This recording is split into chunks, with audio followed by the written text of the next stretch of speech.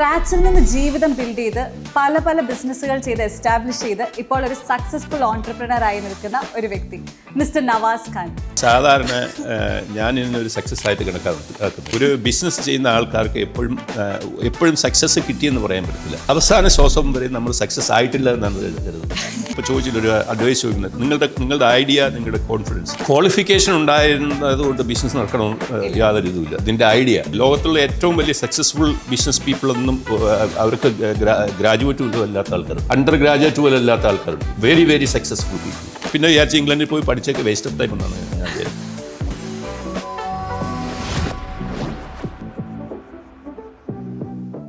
Hi, welcome to a new episode of dots to line. ഇന്ന് നമ്മുടെ കൂടെ ഉള്ളത് വളരെ സ്പെഷ്യൽ ആയിട്ടുള്ള ഒരാളാണ്. 1990s ഓസ്ട്രേലിയയിൽ വന്ന് സ്ക്രാച്ചിൽ നിന്ന് ജീവിതം ബിൽഡ് ചെയ്ത് പല പല ബിസിനസ്സുകൾ ചെയ്ത് എസ്റ്റാബ്ലിഷ് ചെയ്ത് ഇപ്പോൾ ഒരു സക്സസ്ഫുൾ ഓൺട്രപ്രണർ ആയി നിൽക്കുന്ന ഒരു വ്യക്തി mister Navas Khan. Business, migration, success, life, അങ്ങനെ സാറിൻ്റെ ലൈഫിലെ റിയൽ സ്റ്റോറീസ് ആണ് നമ്മൾ ഇന്ന് കേൾക്കാൻ പോകുന്നത്. So mister Navas Khan, welcome to our podcast dots to line. Thank you for having me. ഇപ്പോൾ ഇൻട്രൊഡക്ഷനിൽ തന്നെ പറഞ്ഞ ഇത് സ്ക്രാച്ചിൽ നിന്ന് വന്നെന്നല്ലേ പറഞ്ഞത്. യഥാർത്ഥത്തിൽ സ്ക്രാപ്പിൽ നിന്നാണ് വന്നത്. ഓക്കെ. ബിക്കോസ് എൻ്റെ ബിസിനസ് സ്ക്രാപ്പായിരുന്നു. ഓ ഓക്കെ. സോ എന്നാണ് സാർ ഓസ്ട്രേലിയയിൽ ശരിക്കും വന്ന ഒരു ഇയർ എന്നായിരുന്നു? ആൻഡ് വന്നപ്പം എന്ത് ജോബായിട്ടാണ് വന്നത്? എങ്ങനെയായിരുന്നു ആ സ്റ്റാർട്ടിങ് ലൈഫ്? ഞാൻ ഇംഗ്ലണ്ടിലായിരുന്നു. ഓക്കെ. ഇംഗ്ലണ്ടിൽ ജോലി ചെയ്യുമായിരുന്നു. ജോലിയോടൊപ്പം പഠിക്കുകയും ചെയ്യുമായിരുന്നു. അപ്പോൾ ആരോ പറഞ്ഞു നമുക്ക് ഓസ്ട്രേലിയയിൽ ഒന്ന് പോയി നോക്കാമെന്ന് പറഞ്ഞു. അപ്പോൾ എന്ന് പറഞ്ഞാൽ ഞങ്ങൾ അന്ന് ബാച്ചിലറായിരുന്നല്ലോ, ഉലകം ചുറ്റും വാലിബിനെ പോലെ ഇങ്ങനെ നടക്കുന്ന കാലമാണ്. അപ്പോൾ നമ്മളിവിടെ വന്ന് നോക്കാമെന്ന് പറഞ്ഞ് വന്നു. 96 വന്നു. തിരിച്ച് ഡിസംബറിൽ തിരിച്ചു പോയി, ജോലിയെല്ലാം സെറ്റിലായിട്ട്. പിന്നെ വീണ്ടും 97 ജൂലൈയിൽ ജൂലൈക്കിൽ വന്നപ്പോൾ you can say 97, almost 30 years ആയി. ഓക്കെ. സോ വന്ന സമയത്ത് എന്ത് ജോബായിരുന്നു സാർ ചെയ്തിരുന്നത്? ഞാൻ വരുന്നതെന്ന് പറഞ്ഞു കഴിഞ്ഞാൽ ഇവിടെ 456 എന്ന് പറഞ്ഞിട്ട് ഒരു വിസ ഉണ്ടായിരുന്നു. അത് 456 എന്ന് പറയുമ്പോൾ അതിപ്പോഴും ഉണ്ട്, ഇപ്പോൾ അവർ ചെയ്യുന്നില്ല. അത് ബിസിനസ് വിസയാണ്. അത് 3 മാസമേ ഇവിടെ താമസിക്കാൻ പറ്റത്തുള്ളൂ. മനസ്സിലായില്ലേ? അപ്പോൾ 3 മാസം കഴിയുമ്പോൾ you have to get out of the country. അങ്ങനെയാണ് ഞാൻ ഇവിടെ വന്നത്. അപ്പോൾ ഞാൻ എന്താ ചെയ്തതെന്ന് പറഞ്ഞു കഴിഞ്ഞാൽ, ഇവിടെ നിന്ന് വന്നതിന് ശേഷം എന്ന് പറഞ്ഞു കഴിഞ്ഞാൽ എന്തെങ്കിലും ട്രേഡ് ചെയ്യുക, ഇൻ്റർനാഷണൽ ട്രേഡിങ്, എക്സ്പോർട്ടോ ഇമ്പോർട്ടോ എന്തെങ്കിലും ചെയ്തിട്ട് കാശുണ്ടാക്കുക, ഗോ ടു ന്യൂസിലാൻഡ് അല്ലെങ്കിൽ ഇംഗ്ലണ്ടിൽ പോവുക, വീണ്ടും തിരിച്ചു വരിക. അങ്ങനെ ഒരു കൊല്ലം അങ്ങനെ പോയി. ഓക്കെ. സോ എങ്ങനെയാണ് ഈ ഒരു green hill international okay. So എങ്ങനെയാണ് ഗ്രീൻ ഹിൽ ഇന്റർനാഷണൽ സ്റ്റാർട്ട് ചെയ്തത്? അതിൻ്റെ ഒരു ഐഡിയയിലോട്ട് എങ്ങനെ വന്നു? അതിലും മുൻപ് ഇപ്പോൾ ജോബായിട്ട് ഇവിടെ വന്നെന്നാണല്ലോ പറഞ്ഞത്. അപ്പോൾ അത് കഴിഞ്ഞ് എങ്ങനെ ഇതിലോട്ട് എത്തി? അപ്പോൾ കുറേ സ്ട്രഗിളുകൾ ഫേസ് ചെയ്തിട്ടുണ്ടാവും.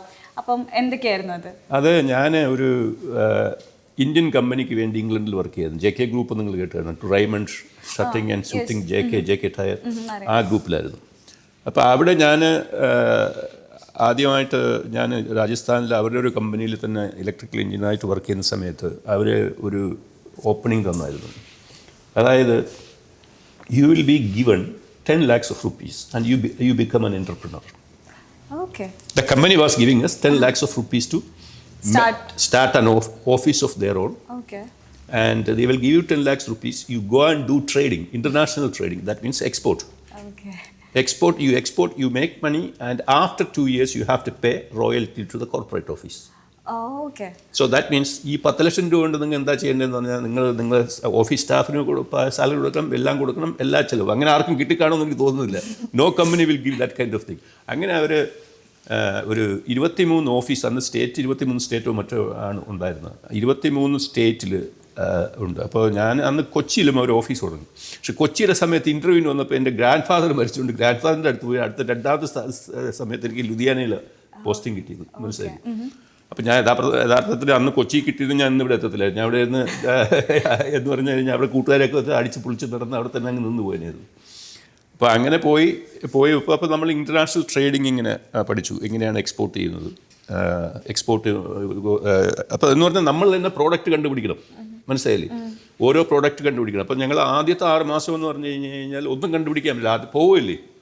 ഈ എക്സ്പോർട്ട് എന്ന് പറഞ്ഞ സാധനം നമുക്കറിയില്ല, കസ്റ്റം ക്ലിയറൻസ് എന്താണെന്ന് അറിയില്ല, ഒന്നും അറിയില്ല.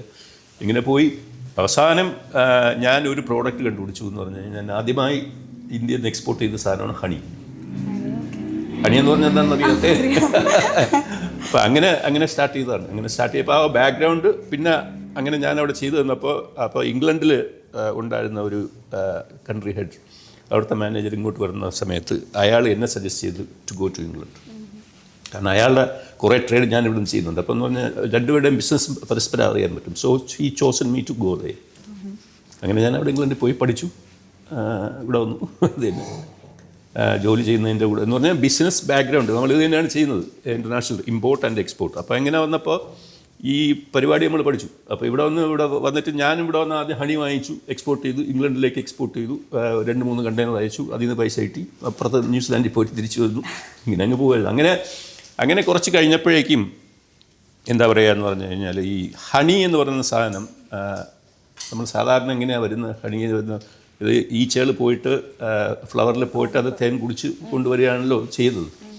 അപ്പോൾ അന്ന് ഈ ചൈന എന്ന് പറയുന്ന കൺട്രി അവർ അഡൾട്രേറ്റഡ് ഹണി ഉപയോഗിച്ച് ഇൻ്റർനാഷണൽ പ്രൈസ് കുറച്ചു. അപ്പോൾ ഞങ്ങൾ കോമ്പീറ്റ് ചെയ്ത് നിൽക്കാൻ പറ്റുന്നില്ലായിരുന്നു ഓസ്ട്രേലിയയിൽ നിന്നും ഇന്ത്യയിൽ നിന്നും അയച്ചു കഴിഞ്ഞു. അപ്പോൾ I don't have A product. So finally ഞാൻ ഇങ്ങനെ തിരക്കി നടന്നപ്പോഴാണ് അങ്ങനെയാണ് സ്ക്രാപ്പ് ബിസിനസ് ചെയ്യാൻ തുടങ്ങുന്നത്. സ്ക്രാപ്പ് എന്ന് വേസ്റ്റ് പേപ്പർ ഞാൻ എക്സ്പോർട്ട് ചെയ്യുന്നത്. എന്താണ് വേസ്റ്റ് പേപ്പർ എന്നറിയോ? നമുക്ക് ആവശ്യമില്ലാത്ത നമ്മൾ കറക്റ്റ് നിങ്ങൾ ബിന്നിലിടുന്ന പേപ്പറിനെയാണ് വേസ്റ്റ് പേപ്പർ എന്ന് പറയുന്നത്. അത് നിങ്ങൾ ഓഫീസിൽ നിങ്ങളിടുന്ന ഓഫീസ് പേപ്പർ അത് നിങ്ങൾ ഉണ്ട്. പിന്നെ വീട്ടിൽ നമ്മൾ സ്ക്രാപ്പ് ഇടത്തില്ലേ, അത് ന്യൂസ് പേപ്പർ. പിന്നെ നമ്മൾ പ്രിൻറ്റിങ് ഹൗസസിലൊക്കെ വേസ്റ്റ് വരത്തില്ലേ, ഇതിനെല്ലാം നമ്മൾ ചെയ്യുന്നതെന്ന് പറഞ്ഞു കഴിഞ്ഞാൽ ബെയിൽ ചെയ്തിട്ട് നമ്മൾ പേപ്പർ മില്ലുകളിൽ അയക്കുക. റീസൈക്കിൾ അല്ല, റീപൾപ്പിങ്. അപ്പോൾ സാധാരണയായിട്ട് പണ്ടൊക്കെ നമ്മൾ പേപ്പർ ഉണ്ടാക്കിക്കൊണ്ടിരുന്നതാണ് ട്രീ കട്ട് ചെയ്ത് പൾപ്പ് ഉണ്ടാക്കി പൾപ്പിൽ നിന്നാണ്. ഇപ്പോൾ അങ്ങനെയല്ല ചെയ്യുന്നത്. ഈ നിങ്ങൾ യൂസ് ആയിട്ടുള്ള പേപ്പറിനെ പോയി റീപൾപ്പ് ചെയ്തിട്ട് അത് പേപ്പറായി വരികയാണ് ചെയ്യുന്നത്.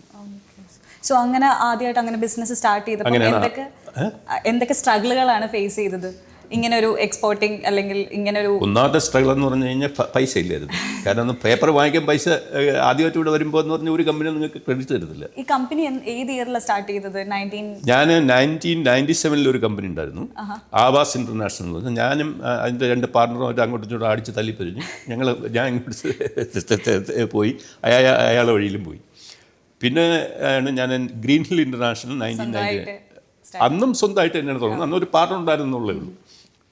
Green hill international proprietary limited 1999 തുടങ്ങുന്നത്. അപ്പോൾ ആ സമയത്ത് ഇവിടെ വന്നപ്പം ഒരുപാട് മലയാളി കണക്ഷൻസ് ഉണ്ടായിരുന്നു. ആ സമയത്തൊക്കെ മലയാളികൾ ഇവിടെ കുറവായിരുന്നിരിക്കുമല്ലോ. 100 പേരെ ഉണ്ടായിരുന്നുള്ളൂ. അതായത് ഇന്നുള്ള പോലെ ഇങ്ങനത്തെ മലയാളി കമ്മ്യൂണിറ്റീസ് ഒക്കെ അന്ന് ഉണ്ടായിരുന്നു. 35 കുടുംബങ്ങൾ വന്ന സമയത്ത് അത്ര ഉണ്ടായിരുന്നു. 35 കുടുംബങ്ങൾ 35 കുടുംബങ്ങൾ 4 പേരെ വെച്ച് മൾട്ടിപ്ലൈ ചെയ്ത് പോയി കഴിഞ്ഞാൽ 120 അടുപ്പിച്ചല്ലേ വരുള്ളൂ. അപ്പോൾ അന്നത്തെ കാലത്ത് അമ്മ ഉണ്ട്. അമ്മ എന്ന് പറഞ്ഞാൽ അഡ്ലേഡ് മെട്രോപൊളിറ്റൻ മലയാളി അസോസിയേഷൻ വന്നു, പക്ഷെ രജിസ്റ്റർ ചെയ്തിട്ടില്ലായിരുന്നു. അത് യഥാർത്ഥത്തിൽ തുടങ്ങിയത് പണ്ട് 70s ഒരു കൂട്ടം മലയാളി ഡോക്ടേഴ്സ് ഇവിടെ വന്നിട്ടുണ്ടായിരുന്നു. ആ ഡോക്ടേഴ്സ് പിന്നെ വേറൊരാളുണ്ടായിരുന്നു നമ്മുടെ അന്ന് ഈ യുഗാണ്ടയിൽ പ്രശ്നമുണ്ടായപ്പം യുഗാണ്ടയിൽ നിന്ന് കുറച്ച് മലയാളികൾ ഇവിടെ വന്നിട്ടുണ്ട്. കണ്ണൂരുള്ള പത്മനാഭ സാറ് അവരൊക്കെ ചേർന്നാണ് തുടങ്ങുന്നത്. ഞങ്ങൾ വന്നപ്പോൾ അത് ഫോർമലൈസ് ചെയ്ത് രജിസ്റ്റർ ചെയ്തു എന്നുണ്ട്. I am one of the founding member for Amma. അന്ന് തുടങ്ങിയ അമ്മയാണ് ഇപ്പോഴും ഉള്ളത്. അമ്മ 70s ഉണ്ട്, പക്ഷേ രജിസ്റ്റേർഡ് അല്ല. അന്ന് ഞങ്ങൾ ചെയ്യുന്നതെന്ന് പറഞ്ഞു കഴിഞ്ഞാൽ ഇപ്പോൾ 97 ഓണത്തിന് ഒരു ചെറിയൊരു ഹോളിൽ കൊടുക്കും, എല്ലാവർക്കും ഒരു ടിക്കറ്റ് കൊടുക്കും, നമ്മൾ സാധനം ഉണ്ടാക്കിക്കൊണ്ട് പോകുന്നു, ഭക്ഷണം കഴിക്കുന്നു, തിരിച്ചു വരുന്നു. പിന്നെ ഈ അമ്മയെന്ന് പറയുന്ന സാധനം ഉണ്ടാക്കുന്നതെന്ന് പറഞ്ഞു കഴിഞ്ഞാൽ ഈ വീക്കെൻഡ്സ് എന്ന് പറഞ്ഞു കഴിഞ്ഞാൽ ചീട്ട് കളിക്കാനും വെള്ളം അടിക്കാനുള്ള ഒരു പരിപാടിയായിരുന്നു അമ്മ എന്ന് പറയുന്നത്. മനസ്സിലായി? ഫാമിലി ഇപ്പോൾ ഇയാളുടെ വീട്ടിലാണ് വരുന്നതെന്നുണ്ടെങ്കിൽ അടുത്ത ദിവസം വേറെ ദിവസം ആണ്. അപ്പോൾ എന്ന് പറഞ്ഞാൽ ഗെറ്റ് ടുഗദറാണ്. അപ്പോൾ അങ്ങനെയായിരുന്നു ഇത് തുടങ്ങിയത്. പിന്നെ അത് ഇപ്പോൾ ഒത്തിരി മലയാളീസ് ഉണ്ടല്ലോ ഇവിടെ. അപ്പോൾ അന്ന് അങ്ങനെ അമ്മയിലൊക്കെ ഉണ്ടായിരുന്നത് അതിൻ്റെ ഒരു ഫൗണ്ടറിൽ ഒരാളായിരുന്നെന്ന് പറഞ്ഞില്ല. അപ്പം അതൊക്കെ സാറിൻ്റെ ബിസിനസ്സിന് ഒരുപാട് ഹെൽപ്ഫുൾ ആയിരുന്നോ? അങ്ങനെ മലയാളി കണക്ഷൻസ്? അതുകൊണ്ട് എനിക്ക് ബിസിനസ് ഹെൽപ്പ് ചെയ്തു എന്ന് പറയാൻ പറ്റത്തില്ല. അന്ന് അമ്മയാണ് ഉണ്ടെങ്കിലും ഇതുപോലുള്ള ഫംഗ്ഷന് പോകുന്നതിന് ഞാൻ എപ്പോഴും ഒരു കോസ്മോപൊളിറ്റൻ ആയിരുന്നു. ഞാൻ ഇൻ്റഗ്രേറ്റ് ചെയ്യുന്ന കൂടുതൽ എൻ്റെ കൂടുതൽ ഫ്രണ്ട്സ് മലയാളികളാണെങ്കിൽ തന്നെ ഞാൻ കാരണം ബിസിനസ് ഉള്ളതുകൊണ്ട് എനിക്ക് എല്ലാത്തും ഇൻ്റഗ്രേറ്റ്, സൗത്ത് ആഫ്രിക്കൻസ്, പല ഓസ്ട്രേലിയൻസ്, ന്യൂസിലൻഡേഴ്സ്, എല്ലാ ആൾക്കാരുമായിട്ട് മിങ്കിൾ ചെയ്താണ് ഞാൻ ജീവിച്ചിരുന്നത്. വളരെ ഇൻ്റഗ്രേറ്റ് ചെയ്തുള്ള ഒരു ഇതായിരുന്നു. മലയാളി മാത്രം വെച്ചുകൊണ്ട് നിൽക്കുന്ന പരിപാടിയില്ല, സാധാരണ എല്ലാവരും ചെയ്യാറില്ല അങ്ങനെ. അങ്ങനെ അന്ന് ബിസിനസ് സ്റ്റാർട്ട് ചെയ്ത സമയത്ത് എന്തെങ്കിലും വൻ നഷ്ടങ്ങൾ അല്ലെങ്കിൽ ഭയങ്കരമായിട്ടുള്ള ഫെയിലിയേഴ്സ് എന്തെങ്കിലും ഇതിൻ്റെ ഇടയ്ക്ക് ഫേസ് ചെയ്യേണ്ടി വന്നിട്ടുണ്ടോ? സ്റ്റാർട്ട് ചെയ്ത സമയത്ത് നമ്മൾ ആദ്യം ചെയ്ത കമ്പനി നമ്മൾ അടച്ചു കൂട്ടേണ്ടി വന്നില്ല. കാരണം എന്ന് പറഞ്ഞാൽ ഒരു പാർട്ണർഷിപ്പ് സ്ട്രഗിൾ ഉണ്ടായിരുന്നല്ലോ. പാർട്ട്ണർഷിപ്പ് സ്ട്രഗിൾ ചെയ്യുന്ന പിന്നെ വന്ന് നമ്മൾ പുതിയ കമ്പനി തുടങ്ങുമ്പോൾ എന്താ സംഭവിക്കുക എന്ന് പറഞ്ഞു കഴിഞ്ഞാൽ വർക്കിംഗ് ക്യാപിറ്റൽ ഒരു ഇമ്പോർട്ടൻറ്റ് തിങ്ങാണ്. വർക്കിംഗ് ക്യാപിറ്റൽ എന്ന് പറഞ്ഞാൽ നമ്മൾ പേപ്പർ വാങ്ങിക്കുമ്പോൾ പൈസ കൊടുക്കും. നമ്മൾ മർച്ചൻ്റ് എക്സ്പോർട്ടറായിട്ടിൽ വരും. നമ്മൾ ഇവിടുന്ന് പേപ്പർ വാങ്ങിക്കുന്നു, കണ്ടെയ്നറൈസ് ചെയ്യുന്നു, ബോട്ടിൽ കയറ്റുന്നു, വരുന്നു, പിന്നെ നമുക്ക് അതിൻ്റെ ബാങ്കിൽ ഡോക്യുമെൻറ്റ്സ് അയക്കുന്നു, അങ്ങനെയൊക്കെ. അപ്പോൾ ആദ്യം നമുക്ക് ഇതിങ്ങനെ ഒരു പ്രോബ്ലം ഉണ്ടായിരുന്നു, ഈ വർക്കിംഗ് ക്യാപിറ്റൽ ഇല്ലാത്തതിൻ്റെ ഒരു സ്ട്രഗിൾ. പിന്നെ അത് മാറി. അപ്പോൾ ഇപ്പോൾ ഇങ്ങനെ ഒരു ബിസിനസ് സ്റ്റാർട്ട് ചെയ്യാൻ ആഗ്രഹിക്കുന്ന ഇന്നത്തെ സിറ്റുവേഷനിൽ ഇങ്ങനെ ബിസിനസ് സ്റ്റാർട്ട് ചെയ്യാൻ ആഗ്രഹിക്കുന്ന ഇപ്പം മൈഗ്രൻസ് ആയിട്ടുള്ളവരാണെങ്കിലും സ്റ്റുഡൻസ് ആയിട്ടാണെങ്കിലും ഓൺലൈൻ ബിസിനസ്സുകൾ ചെയ്യുന്ന കുറേ സ്റ്റുഡൻസുകളുണ്ട്. അപ്പോൾ അങ്ങനെയുള്ളവരോടൊക്കെ സാറിൻ്റെ ഒരു അഡ്വൈസ് എന്തായിരിക്കും? ലൈക്ക് എങ്ങനെയാണ് നമുക്കൊരു ക്വാളിഫിക്കേഷൻ ഉണ്ടെങ്കിലേ ഒരു ബിസിനസ് സ്റ്റാർട്ട് ചെയ്യാൻ പാടുള്ളൂ എന്നുണ്ടോ, അതോ അതിനൊരു ഡിറ്റർമിനേഷൻ, ഒരു റെസ്പോൺസിബിലിറ്റി ഉണ്ടെങ്കിൽ ചെയ്യാൻ പറ്റുമോ?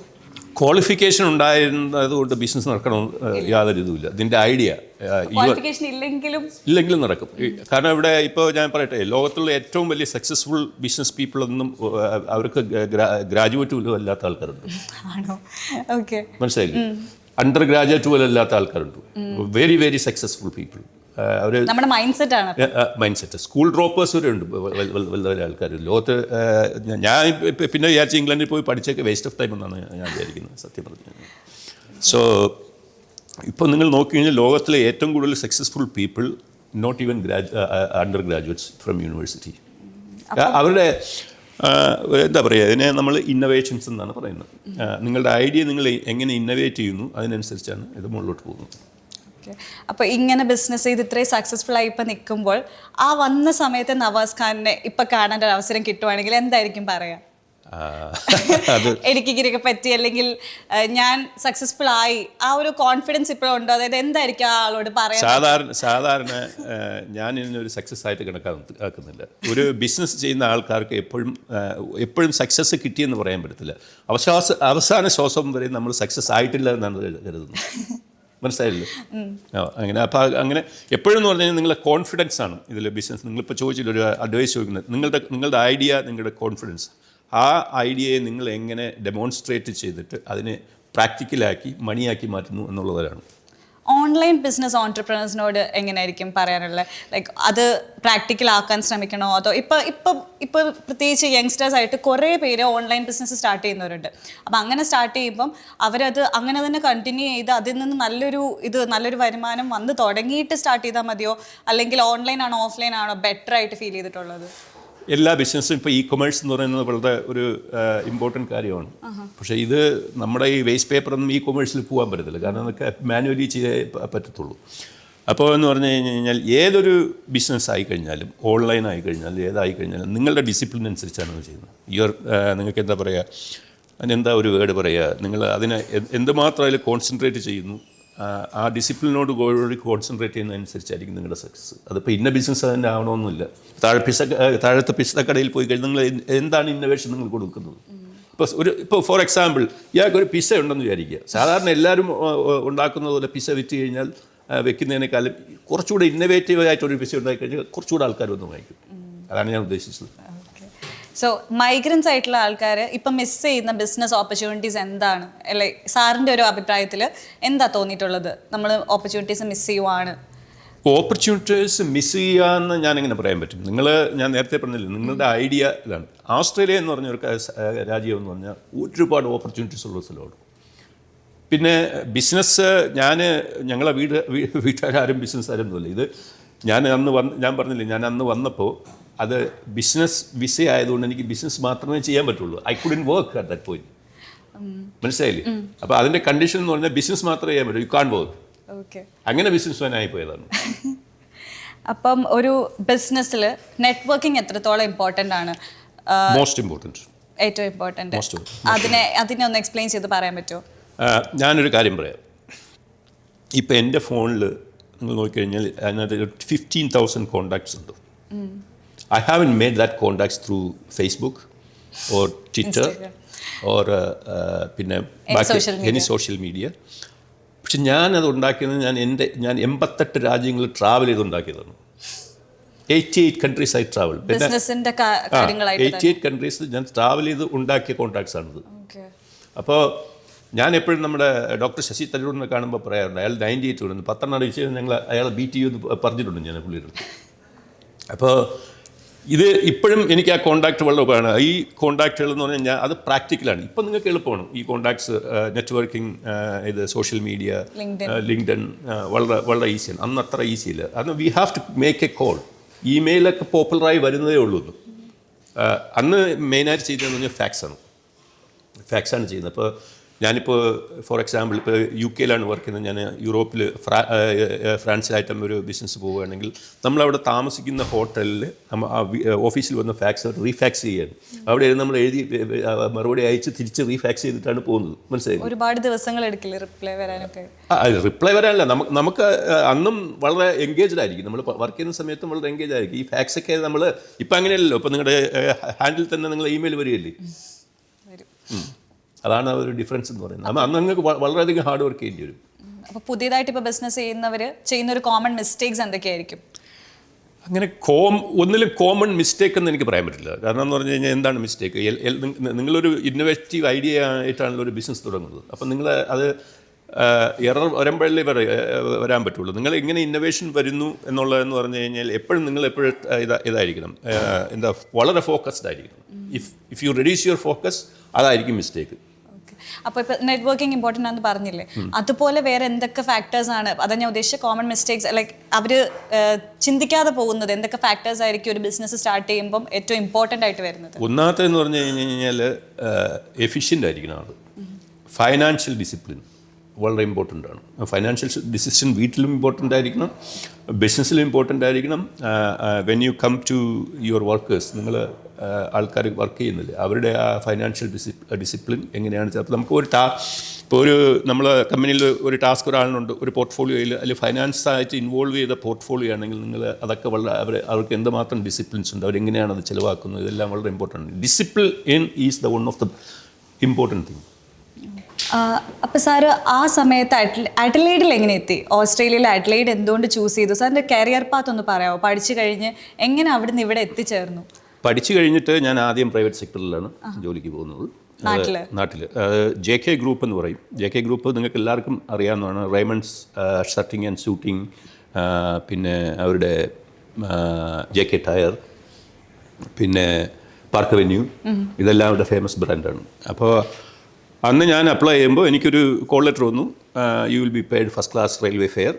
അങ്ങനെ വീട്ടിൽ പറഞ്ഞപ്പോൾ ഒരു പൈസ തന്നില്ല, കടം വാങ്ങിക്കേണ്ടി വന്നു. തിരിച്ചു വന്നപ്പോൾ ഫസ്റ്റ് ക്ലാസ് ഫെയർ അവർ തന്നു. അങ്ങനെ ട്രെയിനി ആയിട്ടാണ് ജോയിൻ ചെയ്തത്. ഒരു 1000 rupees പെർ മന്തിലാണ് നമ്മുടെ കരിയർ ആരംഭിക്കുന്നത്. അപ്പോൾ 6 മാസം ട്രെയിനിങ് കഴിഞ്ഞപ്പോൾ 3000 രൂപ ശമ്പളം കിട്ടി തുടങ്ങി. അങ്ങനെ നമ്മൾ പോയി നടക്കുന്ന സമയത്ത് കമ്പനിയിൽ തന്നെ ഒരു ഇൻറ്റേർണൽ പ്രോസസ്സുണ്ട്. നിങ്ങൾക്കിപ്പോൾ ഒരു പോസ്റ്റിലാണ് നിങ്ങൾ ജോലി ചെയ്യുകയാണെന്നുണ്ടെങ്കിൽ നിങ്ങൾക്ക് ഒരു ഇൻറ്റേർണൽ, അവിടെ പുതിയ വേക്കൻസി വരുമ്പോൾ ഇൻറ്റേർണൽ ഇൻ്റർവ്യൂസ് ഉണ്ട്. അപ്പോൾ നിങ്ങൾക്ക് ഉണ്ടെങ്കിൽ അതിൽ പോകാൻ പറ്റും. അപ്പോൾ അവരിങ്ങനെ ഇൻറ്റേർണലായിട്ട് അവർ ചെയ്തു. അവർ അന്ന് 23 സ്റ്റേറ്റിലും ഓഫീസ് തുറക്കുന്നുണ്ട്, അതിൽ പോകണമെന്ന് പറഞ്ഞു. അന്ന് എനിക്ക് കേരള എല്ലാ സ്റ്റേറ്റിൽ ഇൻ്റർവ്യൂവിന് പോകാൻ പറ്റില്ല, ഗ്രാൻഡ് ഫാദർ മരിച്ചുകൊണ്ട്. പക്ഷേ എനിക്ക് ചാൻസ് കുറി വീഴുന്നത് ലുധിയാനയിൽ, പഞ്ചാബിൽ പോകാനാണ് ചെയ്തത്. അതിൻ്റെ പ്രത്യേകത എന്ന് പറഞ്ഞാൽ നിങ്ങൾക്ക് 10 ലക്ഷം രൂപ തരും. ആ 10 ലക്ഷം രൂപ വെച്ച് നിങ്ങൾ അവിടെ പോയി ഓഫീസ് ഓപ്പൺ ചെയ്യണം, ബിസിനസ് നടത്തണം. ആദ്യത്തെ 2 കൊല്ലം നിങ്ങൾ കോർപ്പറേറ്റ് ഓഫീസ് ഉണ്ടെങ്കിൽ 2 കൊല്ലം കഴിഞ്ഞ് കോർപ്പറേറ്റ് ഓഫീസിന് റോയൽറ്റി കൊടുക്കണം. മനസ്സിലായില്ലേ? അങ്ങനെ അവിടെ പോയി ഞാൻ ആദ്യമായിട്ട് ഹണി എക്സ്പോർട്ട് ചെയ്തു. ഹണി എക്സ്പോർട്ട് ചെയ്തതിന് ശേഷം ഇങ്ങനെ പൊയ്ക്കൊണ്ടിരിക്കുമ്പം നമ്മുടെ ഇംഗ്ലണ്ടിൽ ഓഫീസിലൊരു വേക്കൻസി വന്നു. അപ്പോൾ അവർ എന്നെ ചൂസ് ചെയ്തു. അപ്പം പേപ്പർ വർക്കും കാര്യങ്ങളൊക്കെ അവർ തന്നെയാണ് ചെയ്യുന്നത്. UK എംബസിയിൽ വിസയ്ക്ക് ഇൻ്റർവ്യൂവിന് പോകണം, അതാ അവർ വരത്തില്ല. സ്വയം പ്രിപ്പയർ ചെയ്ത്. അപ്പോൾ എൻ്റെ അടുത്ത് അന്ന് പറഞ്ഞതെന്ന് പറഞ്ഞു കഴിഞ്ഞാൽ, നവാസ് ഒരു കാര്യം ചെയ്യും, നമുക്ക് വർക്ക് വിസ ഇട്ട് കഴിഞ്ഞ് കഴിഞ്ഞാൽ ഒത്തിരി സമയം എടുക്കും. അപ്പോൾ വിസിറ്റേഴ്സ് വിസ എടുത്ത് പോകും. കാരണം എനിക്ക് 10-24 വയസ്സ് പ്രായമുള്ളൂ.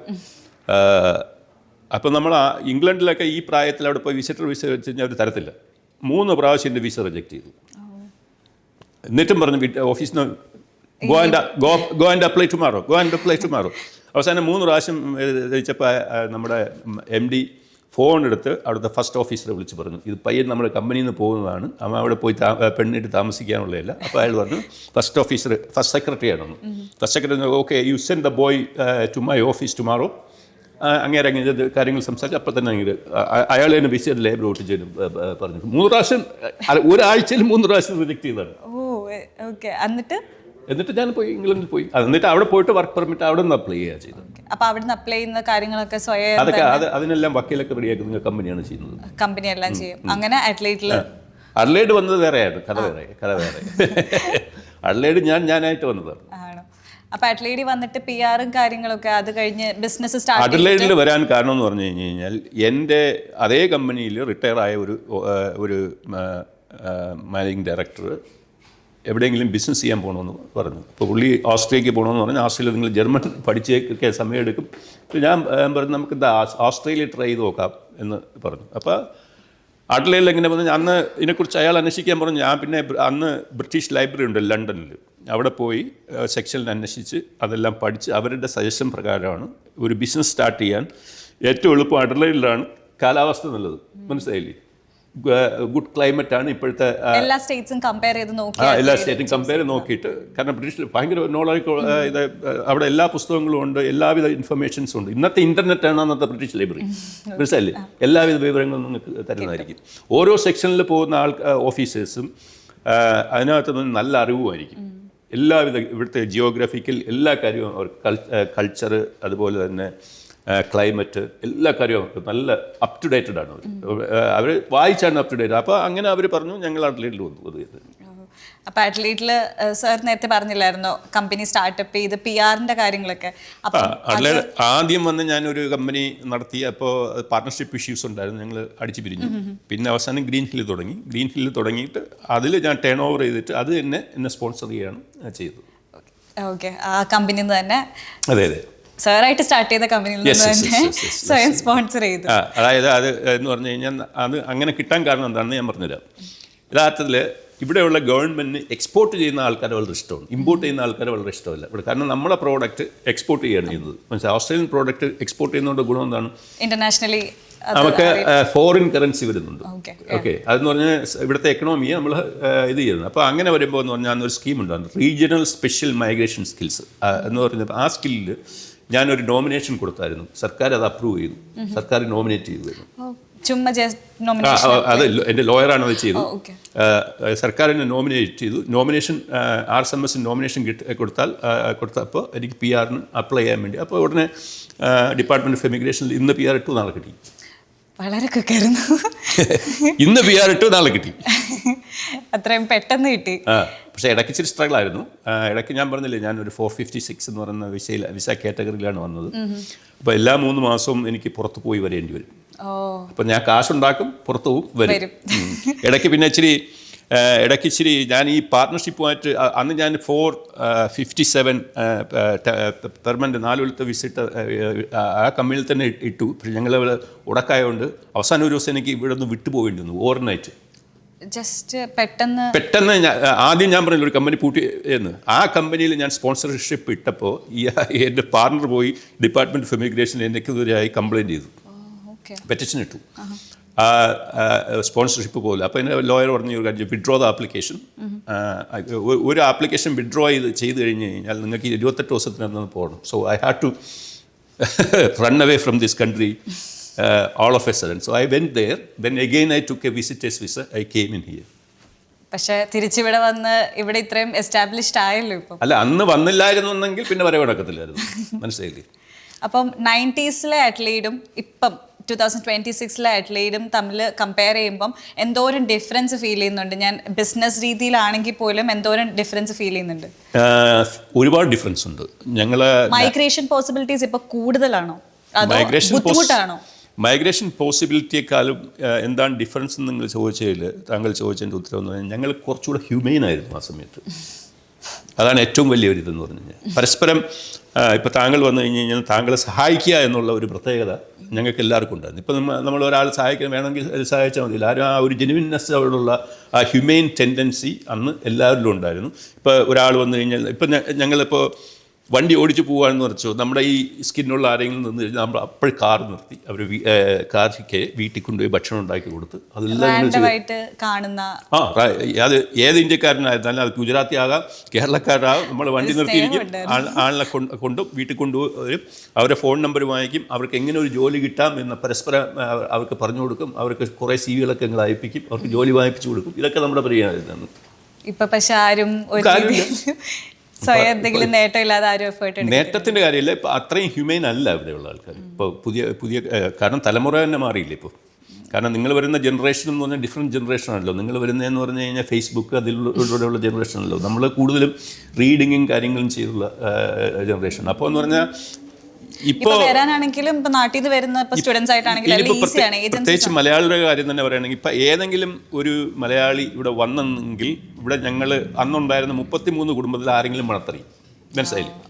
പിന്നെ അവരെ കൊണ്ടുവന്ന് ഈ 33 കുടുംബങ്ങളെ ഞങ്ങൾ പോയി അവർ ചാപ്പാടിക്കും, അവർക്ക് എല്ലാവിധ ഹെൽപ്പും നമ്മൾ ചെയ്തു കൊടുക്കുന്നത്. അങ്ങനെയാണ് കമ്മ്യൂണിറ്റി ഇങ്ങനെ വലുതായി ആളുകൾ കുറവായിരുന്നു. പക്ഷെ അപ്പൊ ഇപ്പം അങ്ങനെയല്ലല്ലോ, എല്ലാവരും അങ്ങനെയാണ് കമ്മ്യൂണിറ്റി വളർന്നു വന്നത്. അപ്പോൾ അന്നുള്ള എല്ലാവർക്കും അറിയാം. പിന്നെ ഏകദേശം ഒരു 2005 വരെയൊക്കെ പിന്നെ അറിയാമായിരുന്നു. അതിനുശേഷം പിന്നെ ഒരു കൺട്രോൾ ഇല്ലാതെ ജനങ്ങൾ ഇങ്ങനെ വരെയായിരുന്നു, മനസ്സിലായില്ലേ. അപ്പം മൈഗ്രേഷൻ പോസിബിലിറ്റീസ് ഇപ്പൊ കുറച്ചുകൂടെ ബുദ്ധിമുട്ടായോ? മൈഗ്രേഷൻ പോസിബിലിറ്റീസ് എപ്പോഴും ഇനി വരുന്ന കാലങ്ങളിൽ ടഫായിരിക്കും. കാരണം ടഫായിരിക്കും. അന്ന് വളരെ ടഫായിരുന്നു ഓസ്ട്രേലിയയിൽ വരാൻ. Extremely difficult. ശരി, അന്ന് ആ സമയത്ത് കൂടുതൽ ആൾക്കാർ മിഡിൽ ഈസ്റ്റിൽ പോകും. ഓസ്ട്രേലിയയിൽ വരാൻ അന്ന് മുതലേ 70s മൈഗ്രൻറ്റ് ഓപ്പൺ ആക്കിയത്, പ്രത്യേകിച്ച് കളേർഡ് പീപ്പിളിന്. 72 71 72 കോവിഡിലെ പ്രൈം മിനിസ്റ്റർ ആയിരുന്ന സമയത്താണ് ഏഷ്യക്കാർക്ക് ഇവിടെ വരാം എന്നുള്ളത്. അതിനു മുമ്പ് കളേർഡ് പീപ്പിളിന് ഇവിടെ വരാൻ പറ്റില്ലായിരുന്നു. It's called Australia white policy. അറിയില്ല? There was a policy called White Policy of Australia. Either Europeans, English, south ആഫ്രിക്കയിലെ വെള്ളക്കാർക്ക് വരാൻ പറ്റും, അവരല്ലാത്ത ആൾക്കാർക്ക് ഇവിടെ വരാൻ പറ്റത്തില്ല. If you are a colored person, you can't. Only one exception was given to Sri Lankan doctors. അതെന്തോ ഒരു ട്രീറ്റി ഉണ്ടായിരുന്നു, എനിക്ക് ഓർമ്മ വരുന്നില്ല, എന്തോ ട്രീറ്റി ഉണ്ടായിരുന്നു. അന്ന് വന്നതിൽ കളേഴ്സ് പീപ്പിൾ ശ്രീലങ്കൻസ് മാത്രമേ ഉണ്ടായിരുന്നുള്ളൂ. പിന്നെ അതങ്ങനെ മാറി. പിന്നെ ലേറ്റ് 70s ഒത്തിരി മലയാളി ഡോക്ടേഴ്സ് ഇവിടെ വന്നിട്ടുണ്ടായിരുന്നു. അത് നമ്മളെ നാട്ടിൽ നിന്ന് പ്രാക്ടീസ് ചെയ്യുന്ന ആൾക്കാരല്ലായിരുന്നു. അവർ ജർമ്മനി, UK അവിടെയൊക്കെ പ്രാക്ടീസ് ചെയ്തപ്പോൾ ഇവിടെ ഡോക്ടേഴ്സ് കുറവായതുകൊണ്ട് ഇവിടുത്തെ ഗവൺമെൻറ് അവരവിടെ കൊണ്ടുവരികയാണ് ചെയ്തത്. മെഡിക്കൽ ഫീൽഡിലായിരുന്നു അപ്പോൾ ഓപ്പർച്യൂണിറ്റീസ് അപ്പോൾ ഉണ്ടായിരുന്നത്? അന്ന് ഡോക്ടേഴ്സ് കുറവായിരുന്നു ഇവിടെ. ഡോക്ടേഴ്സിൻ്റെ അന്ന് ഒത്തിരി പേര് അവരാരും ഇവിടെ നിന്നില്ല. കുറച്ച് പേര് അങ്ങ് പോയി, ബാക്കിയെല്ലാവരും ഒന്നിൽ യൂറോപ്പിലേക്ക് പോയി, അല്ലെങ്കിൽ അവർ നാട്ടിൽ പോയി. അങ്ങനെയാണ് ആ Malayali Adelaide metropolitan Malayali association തുടങ്ങാൻ തന്നെ കാരണം അങ്ങനെയാണ്. ആ മലയാളികളാണ് തുടങ്ങിയിരിക്കുന്നത്. സോ സാറിന്റെ ഫാമിലി സപ്പോർട്ട് ഇല്ലായിരുന്നെങ്കിൽ ഈ ഒരു സക്സസ് പോസിബിൾ ആയിരുന്നു? ഇല്ല, ഫാമിലി വരുന്നതിന് മുമ്പേ സക്സസ് ആയല്ലോ. അത് കഴിഞ്ഞതിന് ശേഷമാണല്ലോ കല്യാണം കഴിച്ചത്. അപ്പൊ ഹസീന മാം എന്തോരം ഇൻഫ്ലുവൻസ് ചെയ്തിട്ടുണ്ട് അത് കഴിഞ്ഞ്? രണ്ട് കാര്യത്തിൽ ഇപ്പോൾ എന്ന് പറഞ്ഞു കഴിഞ്ഞാൽ ഇത് പാതി മെയ് എന്നാണല്ലോ പറയുന്നത്. അപ്പോൾ എല്ലാ കാര്യത്തിലും ഇൻഫ്ലുവൻസ് ഉണ്ടാവും. അപ്പോൾ ഞാൻ ഈ കല്യാണം കഴിച്ചത് ബിസിനസ്സിലെല്ലാം സക്സസ് ആയതിനു ശേഷമാണ് കല്യാണം കഴിച്ചത്. അതുകൊണ്ട് തുടക്കത്തിൽ പാതി മെയ് കാര്യമൊന്നുമില്ലായിരുന്നു. എസ്റ്റാബ്ലിഷ് ആയതിനു ശേഷമാണ് വിവാഹം കഴിക്കുന്നത്. പക്ഷെ ആ സപ്പോർട്ട് കൊണ്ട് ഇപ്പോഴും നന്നായിട്ട് മുന്നോട്ട് പോകാൻ പറ്റുന്നുണ്ട് ആണെന്ന് തോന്നുന്നു. എന്താണ് സാർ ഇത്രയും മോട്ടിവേറ്റഡ് ആയിട്ട്, ഇത്ര ഇൻസ്പയർഡ് ആയിട്ട് ഇരിക്കാനായിട്ടുള്ള ഒരു റീസൺ? ഇൻസ്പയർഡ് ആയിട്ട് ഇരിക്കാനുള്ള കാരണം എന്ന് പറഞ്ഞു കഴിഞ്ഞാൽ ഞാനൊരു ലക്കിയാണ് ഒരു കാര്യത്തിൽ. എനിക്ക് നല്ല വെൽ ലേൺഡ് പീപ്പിളുമായിട്ട് സൗഹൃദം കിട്ടി. ഞാനിവിടെ വരുമ്പോഴും നാട്ടിലുള്ളപ്പോൾ പോലും എൻ്റെ ഫ്രണ്ട്സ് എന്ന് പറഞ്ഞു കഴിഞ്ഞാൽ ഞാൻ അന്ന് എനിക്ക് 20 വയസ്സുള്ള ആൾക്കാർക്ക് 55-60 റേഞ്ചുള്ള ആൾക്കാരുമായിട്ടാണ് ഫ്രണ്ട്ഷിപ്പ്. ഇപ്പോൾ എന്ന് പറഞ്ഞാൽ they are well learned people, അത്ര എക്സ്പീരിയൻസ് ഇല്ലേ. അപ്പോൾ അവരിൽ നിന്ന് നമുക്ക് പല കാര്യങ്ങളും ഇങ്ങനെ പഠിക്കാം. അങ്ങനെ ഞങ്ങൾക്ക് കിട്ടിയതെന്ന് പറഞ്ഞാൽ ഞങ്ങൾ ഒത്തിരി നല്ല നല്ല ആൾക്കാരെ പരിചയപ്പെടാനും അവരിൽ നിന്ന് ഒരുപാട് നോളേജ് നമുക്ക് കിട്ടാനും അറിവ് കിട്ടാനും അതാണ് ഏറ്റവും ഗ്രേറ്റ് സമ്പത്ത് എന്ന് പറയുന്നത് അല്ലേ.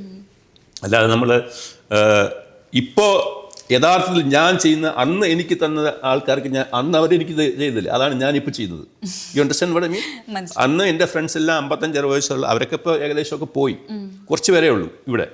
അപ്പോൾ അവരന്ന് എനിക്ക് എന്ത് ചെയ്യുന്നു അത് ഞാൻ തിരിച്ച് ഒരു യങ് ക്രൗഡിന് പാസ് ചെയ്തുകൊണ്ടിരിക്കുകയാണ്. ഇപ്പോൾ നമുക്കിപ്പോൾ ഒരു വിദ്യ ഉണ്ടെങ്കിൽ ആർക്കും പറഞ്ഞു കൊടുക്കാതെ പോയിട്ട് കാര്യമില്ലല്ലോ, പോക്കറ്റ് വെച്ചുകൊണ്ട് മരിച്ചു പോയിട്ട് കാര്യമില്ലല്ലോ. അപ്പോൾ അതാണ് ചെയ്യുന്നത്. അപ്പം ഒരാൾ ഇപ്പോൾ ഓസ്ട്രേലിയയിൽ ആദ്യമായിട്ട് ഒരു ബിസിനസ് സ്റ്റാർട്ട് ചെയ്യുവാണെങ്കിൽ ആദ്യം ചെയ്യേണ്ട കാര്യം എന്താ? സ്റ്റാർട്ട് ചെയ്യണം നമ്മൾ ഡിസൈഡ് ചെയ്തു, അതിന് വേണ്ടതെന്ന് പറഞ്ഞാൽ ഒരു ഐഡിയ ആണ് നിങ്ങൾക്ക് വേണ്ടത്. ഒരു ഐഡിയ ഒക്കെ ഉണ്ടെന്ന് വെച്ചു. ഇപ്പം ആദ്യമായിട്ട് ചെയ്യുമ്പോൾ നമ്മൾ രജിസ്ട്രേഷനും കാര്യങ്ങളൊക്കെ ആയിട്ട് ഏറ്റവും ആദ്യം നമ്മൾ ചെയ്യേണ്ട കാര്യം എന്താ? അപ്പോൾ നിങ്ങളിപ്പോൾ രണ്ട് ടൈപ്പ്, നിങ്ങളിപ്പോൾ ഇവിടെ എന്ന് പറഞ്ഞു കഴിഞ്ഞാൽ നിങ്ങൾ ഒരു ബിസിനസ് ഐഡിയ ഉണ്ട് ചെയ്യണമെന്ന്, നിങ്ങൾക്ക് സോൾ പ്രൊപ്രൈറ്റർഷിപ്പ് ആയിട്ടിരിക്കുക, രജിസ്റ്റർ ചെയ്യാൻ വളരെ ഈസിയാണ്. കമ്പനിയായിട്ട് തുടങ്ങാം, അതും വളരെ ഈസിയാണ്. നിങ്ങൾക്ക് ഓൺലൈനായിട്ട് സ്റ്റാർട്ട് ചെയ്തെങ്കിൽ ABN മാത്രം കൊണ്ട് പറ്റുമോ? പറ്റുമല്ലോ. അതായത് സോൾ പ്രൊപ്രൈറ്റർഷിപ്പിന് അങ്ങനെ ചെയ്യാൻ പറ്റും. കമ്പനി ആയിരുന്നാലും ABN ഉണ്ടാവണം. സോ ഇനിയൊരു ലാസ്റ്റ് ക്വസ്റ്റ്യനിലോട്ട് കിടക്കാം. ഇനി വരുന്ന ഇപ്പോൾ വരുന്ന യങ് ആയിട്ടുള്ള മൈഗ്രൻസ് ആയിട്ടുള്ളവർക്കും ബിസിനസ് സ്റ്റാർട്ട് ചെയ്യാൻ ആഗ്രഹമായിട്ടുള്ളവർക്കും എല്ലാവർക്കും പൊതുവായിട്ട് ജനറലായിട്ട് കൊടുക്കാനുള്ള ഒരു അഡ്വൈസ് എന്തായിരിക്കും? ഇപ്പോൾ വരുന്ന കുട്ടികൾ എന്ന് പറഞ്ഞാൽ പർട്ടിക്കുലർലി യങ്സ്റ്റേഴ്സ് എന്ന് പറഞ്ഞു കഴിഞ്ഞാൽ അവർ വലിയ ബിസിനസ് മൈൻഡഡ് ആയിട്ടൊന്നുമല്ല വരുന്നത്. ബട്ട് അവർ വരുന്നതിന് ഒരു പ്രത്യേകത എന്ന് പറഞ്ഞു കഴിഞ്ഞാൽ അവർക്ക് ഫാമിലി സപ്പോർട്ട് കൂടിയാണ് വരുന്നത്. ഞങ്ങൾ വരും പോലെയല്ല വരുന്നത്. ഫാമിലി സപ്പോർട്ട് കൂടി വരുന്നത് കൊണ്ട് അവർക്കൊരു സപ്പോർട്ടുള്ളതുകൊണ്ട് അവിടെ എന്ന് പറഞ്ഞു കഴിഞ്ഞാൽ അവർ എപ്പോഴും ഈ കാര്യങ്ങളൊക്കെ ചെയ്യാൻ ഓപ്പൺ റിസ്ക് എടുക്കാൻ താല്പര്യമില്ലാത്ത ആൾക്കാരാണ്. സ്റ്റുഡൻറ് വിസയിൽ നിൽക്കുന്നവർ ആണെങ്കിൽ ബിസിനസ് ചെയ്യാൻ ശ്രമിക്കുന്നുണ്ടെങ്കിൽ അതിനിവിടെ ഓപ്പർച്യൂണിറ്റീസ് ഉണ്ട്. നമ്മളങ്ങനെ ചെയ്താൽ സക്സസ് ആവാനുള്ള ചാൻസസ് ഉണ്ടോ? ഏത് ബിസിനസ് ചെയ്താലും സക്സസ് ആവും, ഏത് വിസയാണെങ്കിലും. നിങ്ങൾക്കിപ്പോൾ വർക്ക് ചെയ്യാനുള്ള ഒരു ഇതുണ്ടെങ്കിൽ ബിസിനസ് ചെയ്യാൻ പറ്റുള്ളൂ. അപ്പോൾ ഏത് ബിസിനസ് വേണോ നിങ്ങൾക്ക് സക്സസ് ആക്കാൻ പറ്റും. ഒരു ബിസിനസ് സക്സസ് ഞാൻ നേരത്തെ പറഞ്ഞു മൈൻഡ് സെറ്റ്, നിങ്ങളുടെ ഡിസിപ്ലിൻ, നിങ്ങൾ എത്രത്തോളം കോൺഫിഡൻ്റ് ആണ്, എത്രത്തോളം സിൻസിയർ ആണ് ടുവേർഡ്സ് ദാറ്റ് ഐഡിയ. അങ്ങനെ ഒരു ബിസിനസ്സും ഇല്ലാതെ പോകത്തില്ല. Okay, so thank you so much sir. ഒരുപാട് കാര്യങ്ങൾ ഞങ്ങൾക്ക് പറഞ്ഞു തരാൻ പറ്റി. ഇപ്പം ഇത്രയും വർഷം 90s വന്ന് ഇത്രയും വർഷത്തെ ഒരു എക്സ്പീരിയൻസ് ഉള്ള ഒരാളിൽ നിന്ന് ഇങ്ങനെ ഒരു ഇത്ര സക്സസ്ഫുൾ ആയി നിൽക്കുന്ന ഒരാളിൽ നിന്ന് ഇത്രയും കേൾക്കുമ്പം നമുക്ക് കുറേ ഐഡിയാസ്. സക്സസ് എന്ന് പറയുന്ന വിഷയം നമ്മൾ നിഘണ്ടുവിലില്ല. സ്റ്റിൽ സക്സസ് ആണല്ലോ. സക്സസ്ഫുൾ ആവണമെങ്കിൽ നമ്മൾ മരിക്കണം. അപ്പോൾ അന്നേരം നമ്മൾ സക്സസിനെ കുറിച്ച് ആലോചിക്കാൻ സക്സസ് ആവട്ടെ എന്ന് പറയും. അപ്പോൾ അങ്ങനെ പറയാൻ പറ്റില്ല. പിന്നെ ഞാനിത് മൊത്തം നിങ്ങളുടെ കഥ മൊത്തം പറയണമെങ്കിൽ ഒരു 5-6 എപ്പിസോഡ് എടുക്കേണ്ടി വരും. ഒത്തിരി കാര്യങ്ങൾ പറഞ്ഞുതരാം. പക്ഷേ ഇനി അടുത്തൊരു ഇതിൽ നമുക്ക് വേറെ സ്റ്റൈലിൽ ഈ കാര്യങ്ങൾ പറയത്തക്ക രീതിയിൽ വേറൊരു എപ്പിസോഡ് നമുക്ക് എടുക്കാം. Okay, so thank you so much sir. Thank you so much for sharing your experiences and insights. Thank you so much guys. So ഇനി ഇതുപോലെ അടിപൊളി ഇൻഫോർമേറ്റീവ് സെഷനുമായിട്ട് ഞങ്ങൾ വീണ്ടും വരുന്നതായിരിക്കും. So this is Alan signing out from dots to line. So stay tuned guys. Bye.